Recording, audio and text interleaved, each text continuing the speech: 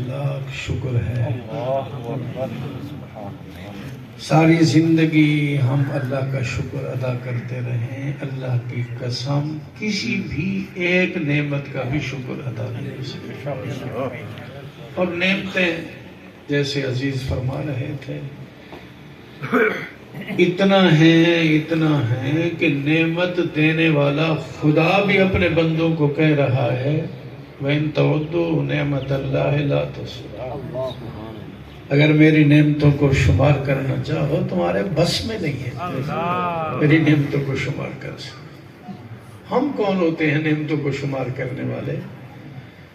حضرت داؤد علیہ السلام کو اللہ کا حکم آیا اعملوا آل داؤد شکرا، اے داؤد میری نعمتوں کا شکر ادا کرو۔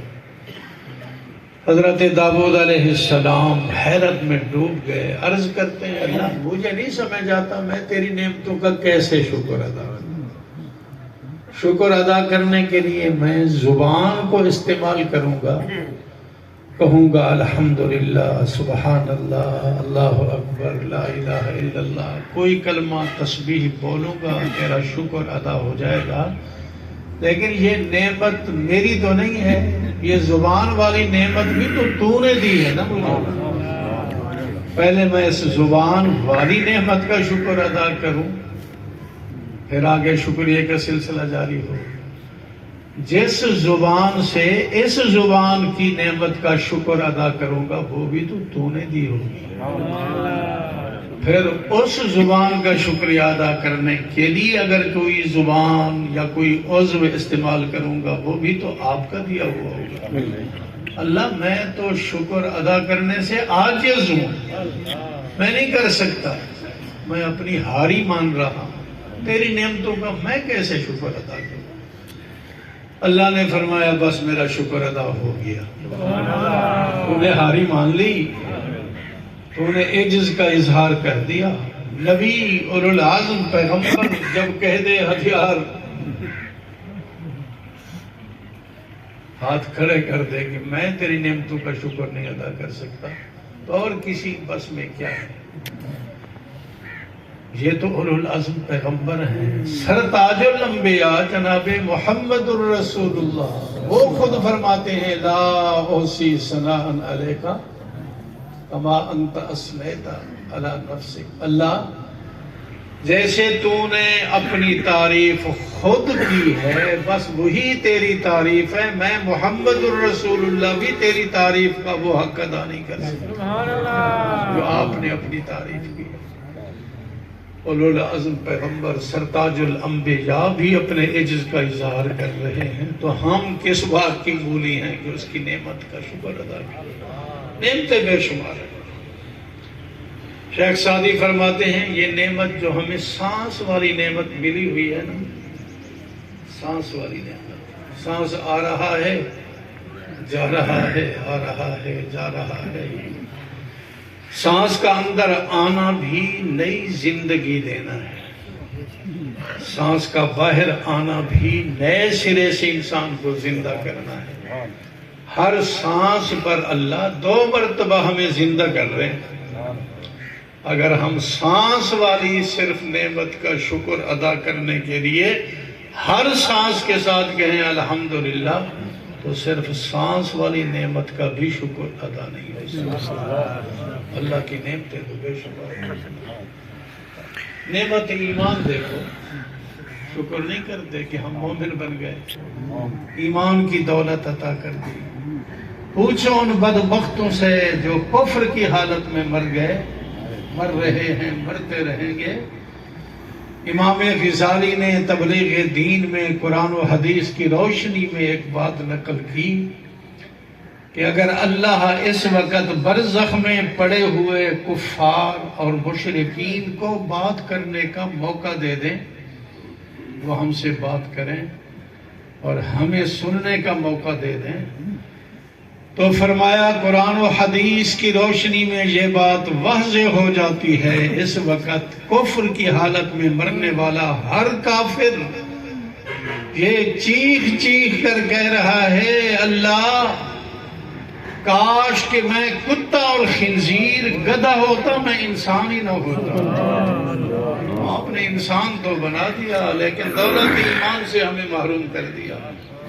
بے ایمان ہو کر مرا، کافر ہو کر مرا، اس سے تو کتا ہو کر مرنا بہتر ہے۔ اور حقیقت بھی یہی ہے، کیونکہ دنیا میں جتنے بھی جاندار چیزیں آئی ہیں ایک دفعہ یہ سب ختم ہوں گی، قیامت میں پھر زندہ ہوں گی۔ کیڑے مکوڑے، مکھیاں، چیونٹیاں، نر مادہ، حالت نملہ والی چیونٹی بھی زندہ ہوگی، ساری حیوانات۔ اللہ تعالیٰ معمولی حساب ان کا لے گا۔ سینگ والی بکری نے اگر سینگ مارا کیتی بکری کو تو وہ اس سے بدلہ لے گی، تھوڑا موڑا بدلہ ہو جائے گا۔ پھر اللہ فرمائیں گے کونوا ترابا، مٹی ہو جاؤ۔ بس اللہ کے اس حکم سے سارے حیوانات، درندے پرندے سب مٹی ہو جائیں گے۔ جنت تو نہ مل سکی لیکن جہنم سے تو بچ گیا، کتا بھی بچ گیا، گدھا بھی بچ گیا۔ لیکن جو کفر کی حالت میں مرنے والا ہے وہ اس وقت بھی کہے گا جب کونوا ترابا، چیخ چیخ کر کہے گا ہے میں کتا ہوتا، میں خنزیر ہوتا، میں بھی مر جاتا۔ لیکن اللہ ان کو جہنم میں ڈالے گا، اور کتنی مدت کے لیے ڈالے گا سمجھانے کے لیے کہا جا سکتا ہے زمین و آسمان کی یہ ساری فضا رائی کے دانے سے بھر جائے، یا ذرہ، جیسے پروفیسر بتا رہے تھے، ذرہ، بالکل ذرہ، چیونٹی کے بھی گویا 8 ٹکڑے کرو تو ہر ٹکڑے کو ذرہ کہا جا سکتا ہے۔ ساری فضا رائی کے دانے سے بھر جائے، اللہ اپنی قدرت سے ایسا وسیع میدان اور بنا دے اور ایک پرندہ مقرر کر دے، یہاں سے ایک رائی کا دانہ اٹھا اس میدان میں ڈال، اس کے اٹھانے میں، اس کے ڈالنے میں فرض کر لو 1 خراب سال گزرا، 100 سال نہیں، 1000 سال نہیں، لاکھ سال نہیں، خراب سال ایک دانہ اٹھانے میں، دوسرا دانہ اٹھانے میں پھر خراب سال، تیسرا دانہ اٹھانے میں پھر خراب سال، اٹھاتا رہا۔ یہ ساری فضا رائی کے دانے سے خالی ہو جائے گی، کافر کو جہنم سے نکلنا نصیب نہیں۔ دولت ایمان کی قدر ہے، اللہ نے مفت میں پھر مانگے، مسلمان کے گھر میں پیدا کر کے کلمہ دے دیا، اور پھر مومن بھی بنا کر، سبحان اللہ، 1,24,000 انبیاء ہے، ان کی امتوں میں ہمیں نہیں پیدا کیا، ہمیں انتظار میں رکھا۔ وہ بھی خوش قسمت تھے، موسیٰ علیہ السلام کے ماننے والے، عیسیٰ علیہ السلام کے ماننے والے، اس دور کا جو پیدا ہو گئے، اپنے نبی پر ایمان لائے، خوش قسمت ہوئے۔ لیکن اللہ کی قسم ہمارے جیسا خوش قسمت تو وہ نہیں ہے۔ اللہ نے ہمیں کیسا نبی دیا، کیسا نبی دیا۔ نشر الطیب میں حضرت حکیم الامت نے ایک حدیث نقل فرمائی، حضرت موسیٰ علیہ السلام بنی اسرائیل میں کھڑے ہوئے واز کرنے کے لیے، اللہ نے فرمایا اس قوم کو میرا ایک پیغام پہلے دے دو پھر واز شروع کرو۔ پیغام کیا ہے؟ ان کو کہہ دو میرا آخری پیغمبر احمد صلی اللہ علیہ وسلم آ جائے تمہاری زندگی میں تو تم پر ایمان لانا بھی فرض، اس کی نصرت کرنا بھی ضروری۔ یہ میرا پیغام ان کو دے دو، اگر زندگی میں آ جائے تو اس پر ایمان لانا، اس کی نصرت کرنا، یہ تمہاری ذمہ داری۔ حضرت موسیٰ علیہ السلام نے عرض کی یہ احمد کون سی شخصیت ہے؟ اللہ نے فرمایا اے میرے کریم پیغمبر، احمد وہ شخصیت ہے اس سے پہلے جتنی میں نے مخلوقات پیدا کی، آسمان، زمین، عرش، کرسی وغیرہ، ان کے پائے، جو نظام، جہاں جہاں میں نے اپنا نام لکھا اس احمد کا نام بھی ساتھ لکھا۔ سبحان اللہ، سبحان اللہ، یہ وہ پیغمبر ہے۔ اگلی بات سنیے، حضرت حکیم الامت نے جو بات نقل کی، فرمایا موسیٰ یہ احمد وہ پیغمبر ہے، جب تک یہ جنت میں نہیں جائے گا اس کی امت جنت میں نہیں جائے گی، کسی نبی کی امت جنت میں نہیں جا سکے۔ سبحان اللہ۔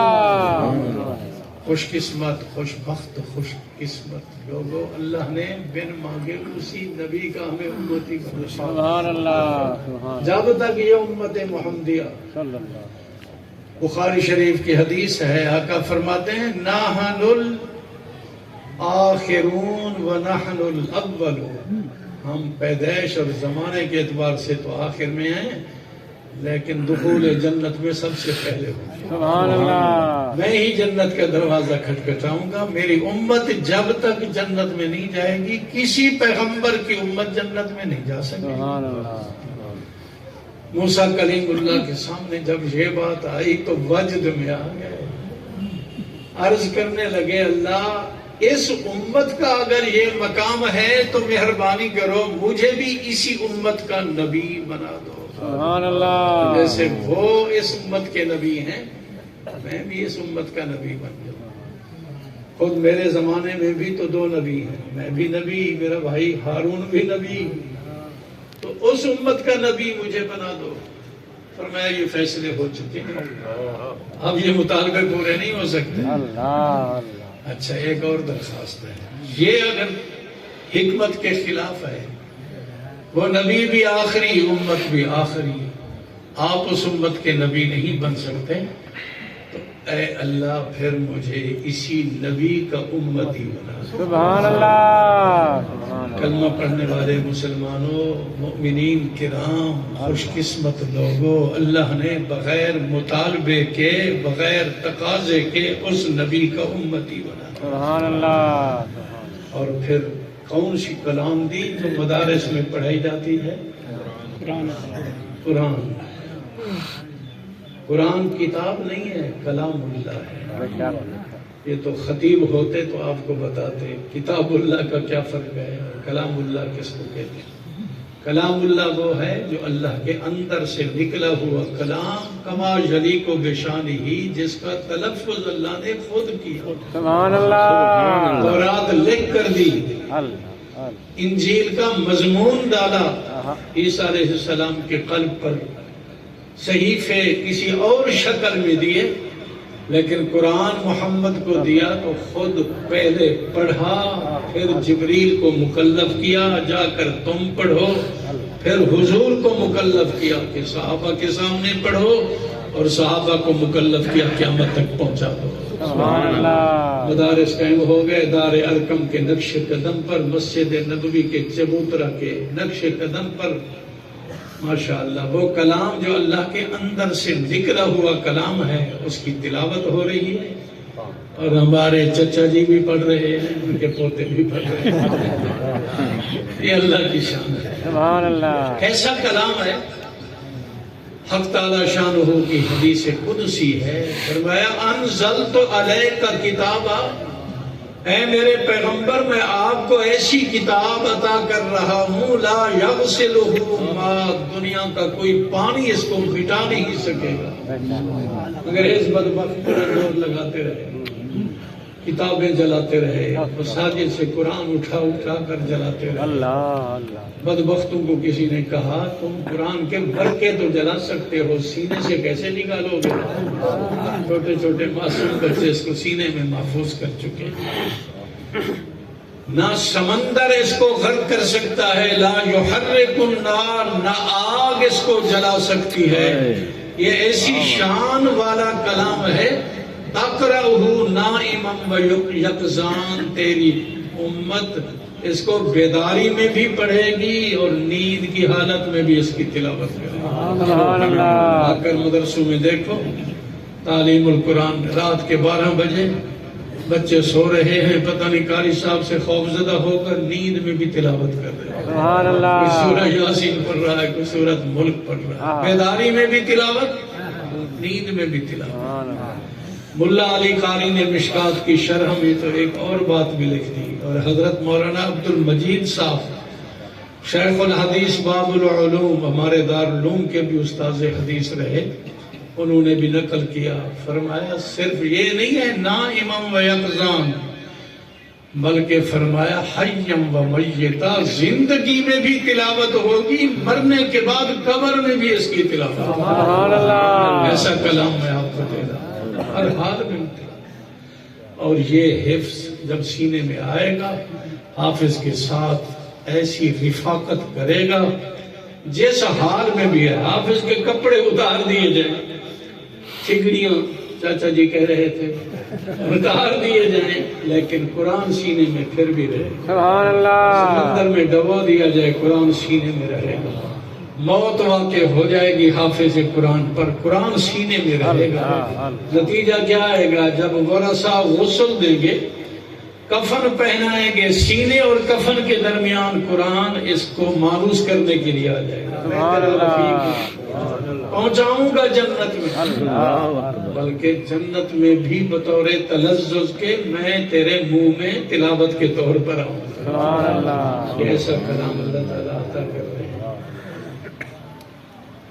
صحابی رسول فرماتے ہیں ہم نے بستر لگایا، سر رکھا تو نیچے سے سورہ ملک کی تلاوت کی آواز آنے لگی۔ اللہ، سر اٹھا لیا، بیٹھ گیا، اب ہم کیسے سوئیں؟ یہاں نیچے صحابی سویا ہوا ہے، ملک کی تلاوت ہو رہی ہے، ہم اس کے اوپر کیسے سوئیں؟ صبح آئے، آقا کی خدمت میں عرض کی یہ ماجرا، فرمایا سورہ ملک وہ ہے جو عذاب قبر سے نجات دینے والی ہے۔ اللہ نے میرے صحابی کو اس ملک کی محبت کی وجہ سے قبر میں بھی تلاوت کی جاتی ہے۔ سبحان اللہ، حضرت مولانا عبد المجید صاحب نے ایک واقعہ بڑا لکھا، اور کرامت اولیاء کی ہوتی ہے، معجزہ نبی کا ہوتا ہے، معجزہ قرآن کا بھی ہوتا ہے۔ ایک کرامت ایک استاد اور شاگرد کی یہ بھی ظاہر ہوئی اس دنیا میں، دونوں زندگی میں دور کرتے تھے، استاد جی فوت ہو گئے، یہ پتہ نہیں شاگرد کی دعا سے فوت ہوئے یا اپنی موت، زیادہ پٹائی والے ہوں تو دعا تو کرتے رہتے ہیں لیکن مرتے اپنے وقت پر ہیں۔ فوت ہو گئے، لیکن شاگرد کو بڑا پیار تھا استاد سے، افسوس ہوا کہ دور کی نعمت چھن گئی، آ گیا قبر میں، کہا میں تو چلو قبر میں بیٹھ کر اپنے استاد جی کو قرآن سناتا ہوں، مجھے تو پڑھنے کی طاقت موجود ہے، زندہ ہوں۔ سورہ بقرہ شروع کی، ایک رکوع پڑھا، سانس ٹھیک کرنے لگے تو قبر کے اندر سے سورہ بقرہ کی تلاوت شروع ہوئی۔ سبحان اللہ، خاموشی ہوئی، انہوں نے اگلا رکوع پڑھا، پھر خاموشی ہوئی، انہوں نے پڑھا۔ حضرت لکھ رہے تھے اس میت اور اس حی استاد اور شاگرد نے پورا قرآن قبر پر بیٹھ کر دور کیا۔ سبحان اللہ، ایسا کلام اللہ نے ہمیں عطا فرمایا، اور ایسا کلام ہے، اس کے ختم کرنے پر اللہ کیا عزت دیتے ہیں اس حافظ کو۔ اللہ کے ملائکہ اترتے ہیں، تقبل الملائکہ بین عینے، حافظ قرآن، قاری قرآن ختم کرنے والے کی دو آنکھوں کے درمیان ملائکہ پیشانی پر بوسہ دے۔ سبحان اللہ، اور جب یہ تلاوت کریں گے اس وقت بھی عزت ملے گی، فرشتے اتریں گے، وہ درخواست کرتے ہیں اللہ ہم تو اس نعمت سے محروم ہیں۔ یہ ایک عجیب نکتے کی بات ہے، سوائے جبریل کے کوئی فرشتہ قرآن کا حافظ نہیں ہے، صرف ایک ہی جبریل ہے جو حافظ، اس نے حضور سے دور کرنا تھا اس لیے پکا حافظ، کیونکہ ادھر بھی پکا حافظ تھا۔ جبریل کے علاوہ کوئی حافظ نہیں، لیکن ملائکہ درخواست کرتے ہیں ہم اس نعمت سے محروم ہیں، ہماری ایک درخواست ہے جب حافظ اور قاری زمین پر تلاوت کرے تو ہمیں اتر کر اپنا منہ اس کے منہ کے ساتھ ملا کر قرآن کا لطف حاصل کرنے کا موقع دے۔ سبحان اللہ، فرشتے اترتے ہیں، منہ سے ملا کر قرآن کا لطف حاصل کرتے، یہ ہے نعمت عظمیٰ۔ اللہ تعالیٰ مدارس میں اس نعمت کو تقسیم کر رہے ہیں، چچا کی درخواست کو قبول کریں گے، بیٹے ہیں تو ان کو پڑھاؤ، پوتے ہیں تو ان کو پڑھاؤ، نواسے ہیں تو ان کو پڑھاؤ، بڑی نعمت ہے، بڑی نعمت ہے۔ اورنگزیب کے بیٹے نے ختم کیا تھا، بادشاہ وقت تھا، اپنے باپ کو بلایا، جہانگیر بلایا، بیٹے میرے نے قرآن ختم کیا ہے، تم بھی اس تقریب میں آؤ۔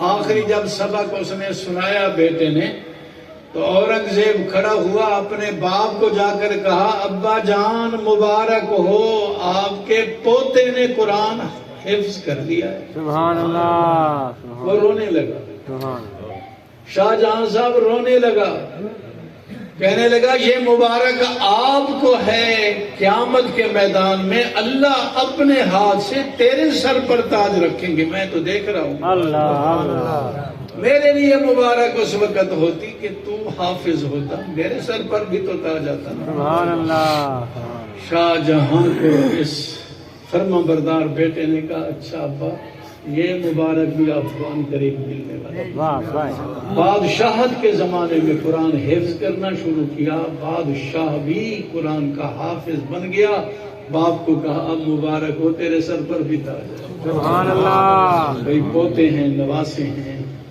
خود پڑھ سکتے ہو تو پڑھو، لیکن خود تو آپ کہیں گے ہم بوڑھے طوطے ہیں، ہم نہیں پڑھ سکتے۔